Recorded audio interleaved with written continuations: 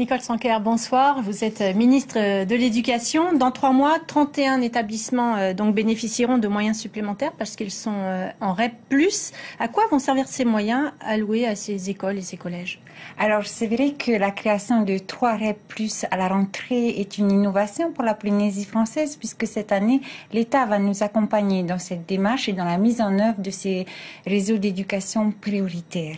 Alors oui, des moyens supplémentaires, des moyens humains supplémentaires, donc pour aider à traiter la difficulté scolaire des élèves en difficulté, mais aussi des moyens financiers, c'est-à-dire qu'une reconnaissance de l'État du travail supplémentaire que les enseignants et toute la communauté éducative va devoir faire pour justement améliorer la réussite scolaire. Alors pourquoi ces 3 zones, Fa'a, Papara et les Tuamotu?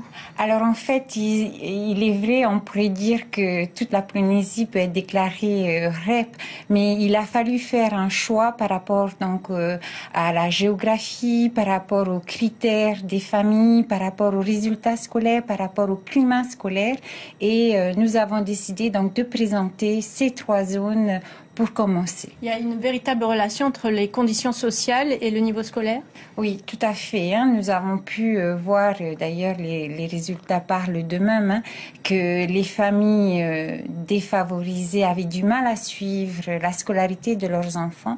Et donc, par conséquent, il fallait que les enseignants, comme l'a bien dit l'enseignante dans le reportage, redoublaient d'efforts pour accompagner et suivre ces enfants en difficulté. Alors, le vice-recteur semblait pessimiste ce matin dans son discours, malgré le placement en ZEP à l'époque, l'écart se creuse entre les bons élèves et les autres. Qu'est-ce que vous lui répondez? Je ne pense pas qu'il soit pessimiste parce que vous savez, la mise en place de ces REP+, c'est un investissement financier de la part de l'État.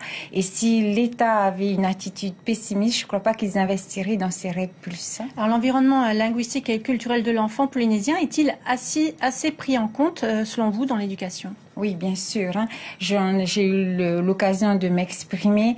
Nous devons prendre en compte dans le suivi de l'élève de tout cet environnement culturel. Et d'ailleurs, nous, comme je l'ai annoncé, nous continuons à avoir comme objectif d'adapter le système éducatif aux spécificités culturelles. Avec les fameuses 5 heures de tahitien par semaine, c'est un objectif? Ça reste un objectif, mais peut-être pas pour 2016, mais les projets qui consistent à mettre en œuvre dans certains établissements les 5 heures seront encouragés. À ce sujet, justement, vous confirmez qu'il n'y a plus de notes éliminatoires en tahitien pour entrer à l'école supérieure de professorat et de l'éducation. En revanche, à la sortie de l'ESP, il faudra avoir des compétences en Reo Maori. Oui, et pour cela, nous avons mis en place des modules obligatoires pour justement former les enseignants à cet enseignement.